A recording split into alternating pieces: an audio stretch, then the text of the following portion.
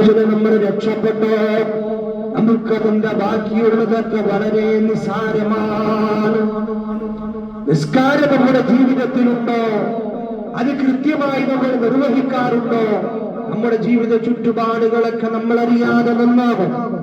നമ്മൾ തെറ്റിലേക്ക് പോകുമ്പോൾ നമ്മുടെ മനസ്സിനെ പിടിച്ചു നിർത്താൻ അള്ളാഹു സഹായിക്കും.